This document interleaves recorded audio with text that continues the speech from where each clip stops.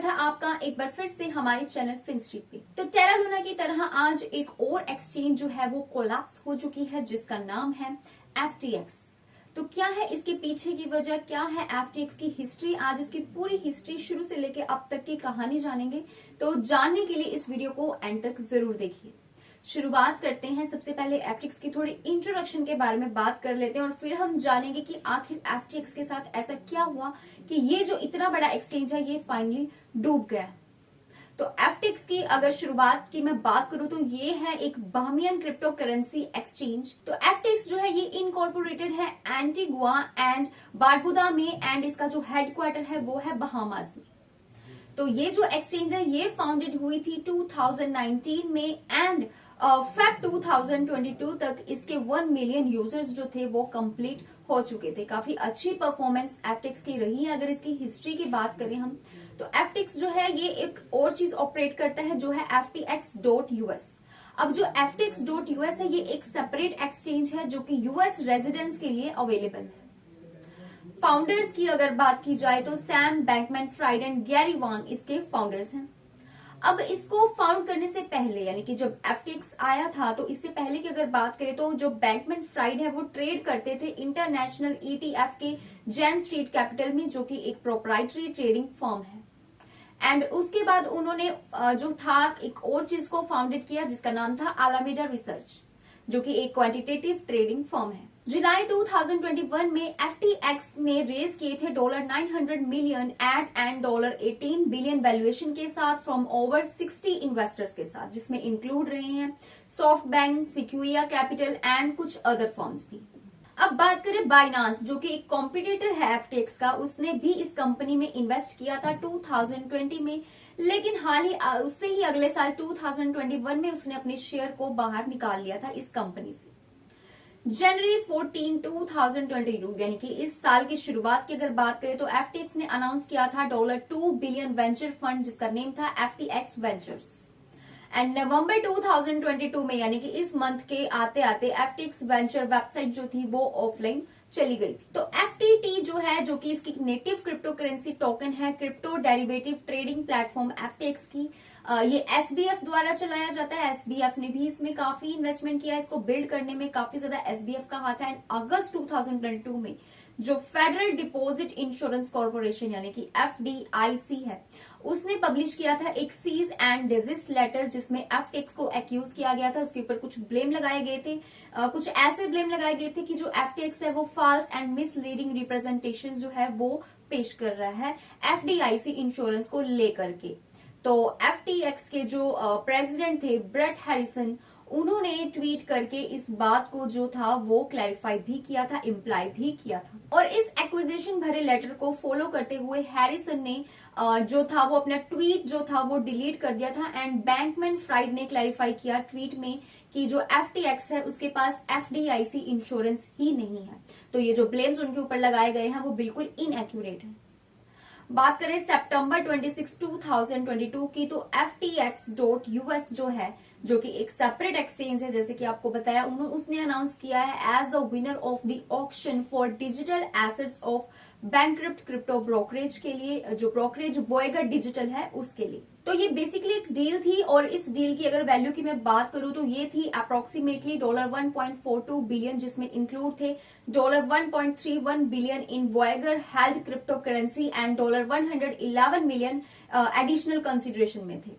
तो ये जो डील थी ये सब्जेक्ट करती थी इस डील को अप्रूवल मिल चुका था बैंक्रप्सी कोर्ट्स के द्वारा एंड वॉयगर के क्रेडिटर्स के द्वारा। फिर सितंबर 27, 2022 को FTX.US के जो प्रेसिडेंट हैं ब्रेट हैरिसन, उन्होंने अनाउंस किया कि वो इस एक्सचेंज से, इस कंपनी से अपने रोल से स्टेप डाउन कर रहे हैं। तो लेकिन उसके बावजूद भी वो बिल्कुल इस कंपनी में बने रहेंगे एज एन एडवाइजरी कैपेसिटी। तो ये जो कंपनी था उन्होंने इमीडिएटली इसकी जो रिप्लेसमेंट करनी थी हैरिसन की, वो उन्होंने अनाउंस नहीं की थी, जो कि काफी टाइम से FTX.US के प्रेसिडेंट रहे हैं, यानी कि मई 2021 से ही वो प्रेसिडेंट का रोल प्ले कर रहे थे, लेकिन इन्होंने स्टेप डाउन कर लिया था। फिर बात करें 2 नवंबर की, तो 2 नवंबर की रिपोर्ट में एक और न्यूज इसी के द्वारा सुनने को मिली, जो थी एक सिग्निफिकेंट पोर्शन जो था अलामेडा रिसर्च के एसेट्स का, वो थे FTT यानी कि जो कि एक एक्सचेंज टोकन है जो इशू किया गया है FTX के द्वारा। एंड उसके कुछ दिनों बाद यानी कि 7 नवंबर को, आज से ठीक 2 दिन पहले, बाइनांस के जो CEO थे चैंगपेंग ज़ाओ, उन्होंने रिवील किया ट्विटर के ऊपर कि ये जो फर्म है एंटायरली ये अपनी होल्डिंग्स जो है FTT की जो होल्डिंग्स है उनको सेल ऑफ कर रहे हैं। तो बाइनांस ने FTT को रिसीव किया as a part of a sale इसकी इक्विटी की इन FTX 2021 में। तो जाओ ने इसी चीज का हवाला देते हुए कि जो रीसेंट रेवलेशंस है जो कि लाइट में आई हैं वो एक मोटिवेशन है जो पहले सेलिंग FTT की हुई थी उसी के एक मोटिवेशन के चलते। तो कोई भी सेल जो बाइनांस के द्वारा हुई वो लाइकली आप उसको ले सकते हैं एज एन आउटसाइज जिसका इम्पैक्ट पड़ा FTT के प्राइस के ऊपर टोकन की लो ट्रेडिंग वॉल्यूम को लेकर के। अब ये जो अनाउंसमेंट थी जाओ की जो उसके द्वारा दी गई थी पेंडिंग सेल को लेकर के एंड कुछ डिस्प्यूट्स जो चल रहे थे जाओ के बीच में और बैंकमैन फ्राइड के बीच में, ट्विटर के ऊपर कुछ डिस्प्यूट्स भी देखने को मिले जो कि बाद में कहा गया कि सॉर्ट आउट हो गए हैं। वो भी उसकी वजह से भी जो प्राइस था उसमें डिक्लाइन देखने को मिला, जो FTT के प्राइस थे वो डिक्लाइन होते दिखे एंड इसी के साथ दूसरी जो क्रिप्टो करेंसीज थी उनमें भी इनका भारी इंपैक्ट देखने को मिला, जिसका रिजल्ट था 3-डे बैंक जो थे वो रन किए ऑफ एन एस्टिमेटेड $6 बिलियन जो कि FTX में भेजे गए थे इसकी क्राइसिस को चलते।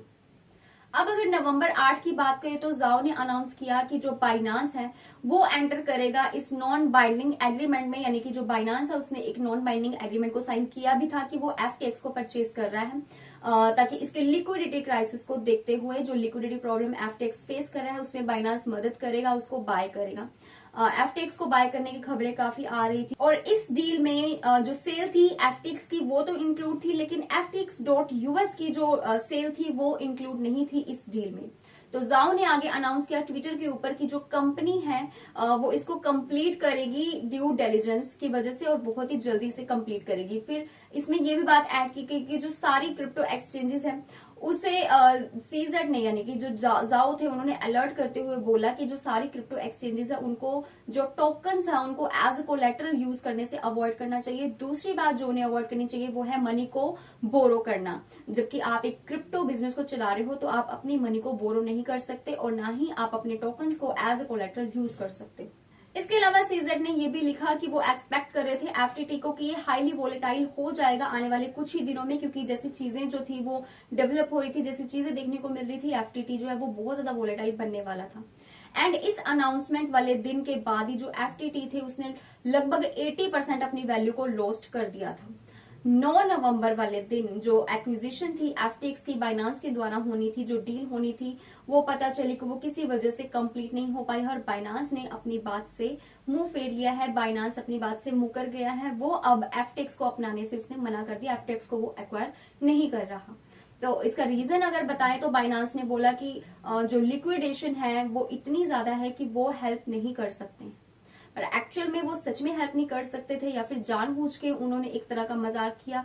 आपके पॉइंट ऑफ व्यू जरूर शेयर करिए, लेकिन बाइनांस जो है वो मूव फॉरवर्ड नहीं करेंगे, ऐसा उन्होंने ट्विटर पर लिखा कि वो ये डील नहीं करने वाले, FTX को अकवर नहीं करने वाले। और बाइनांस ने इस चीज को पॉइंट आउट किया कि जो FTX की मिस हैंडलिंग ऑफ कस्टमर के फंड्स हैं एंड जो पेंडिंग इन्वेस्टिगेशन रहती है FTX की, ये 2 रीजन है जिसकी वजह से वो आगे परस्यू नहीं कर रहे हैं इस डील के साथ।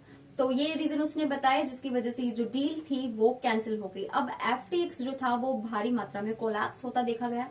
टेरा लूना के बाद ये दूसरा बहुत बड़ा कोलैप्स था जो कि एक क्रिप्टो की हिस्ट्री में जाना गया है। और 9 नवंबर को FTX की वेबसाइट पर यह कहा गया कि जो था उन्होंने जो विड्रॉल्स थे उनकी प्रोसेसिंग भी उन्होंने उस टाइम पे बंद कर दी थी। कि FTX का कहना है कि उनको जरूरत है, उनको फंड्स चाहिए, कहीं किसी और कंपनी से, बाहर की कंपनी से उन्हें फंड्स चाहिए ताकि वो अपने कस्टमर्स को उनकी मनी जो है वो वापस कर सके, ताकि जो कस्टमर्स हैं, उनके जो यूजर्स हैं जिन्होंने इन्वेस्ट कर रखा है, वो मनी को जो विड्रॉ करवाने की कोशिश कर रहे हैं वो विड्रॉ करवा सकें। लेकिन इसके लिए उन्हें फंड्स की जरूरत है, उन्हें बाहर किसी की मदद की जरूरत है।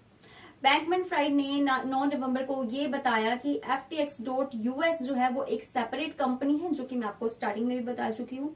एंड करंटली उसका इस चीज के ऊपर कोई भी इम्पैक्ट नहीं पड़ा, यानी कि FTX के साथ जो कुछ भी हुआ उससे जो FTX.US है वो तो क्योंकि अलग एक्सचेंज है उसका इससे कोई लेना देना नहीं है, तो ये इसके इम्पैक्ट से भी दूर है।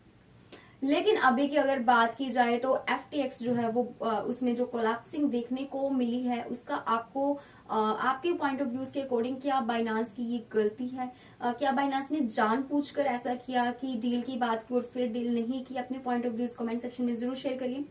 हाल फिलहाल में एक और खबर हमारे पास आई है जो ये है कि वो नेक्स्ट वीक एक गोल उन्होंने बनाया है SBF ने, जिसमें वो एक मिशन के साथ वो चलेंगे, एक रोड मैप को अनाउंस करेंगे ताकि वो कस्टमर्स के जो फंड्स हैं उनको रिटर्न कर सकें, जो एम्प्लॉयज हैं उनको उनका पैसा वापस कर सके और खुद भी अपने जो मनी है वो खुद को भी वो किसी तरह से उनको रिटर्न कर सके।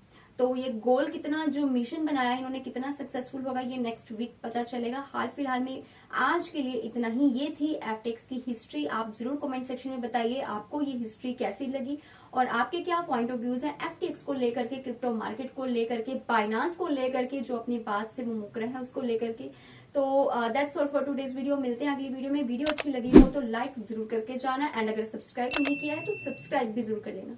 मिलते हैं अगली वीडियो में। Stay tune until next update.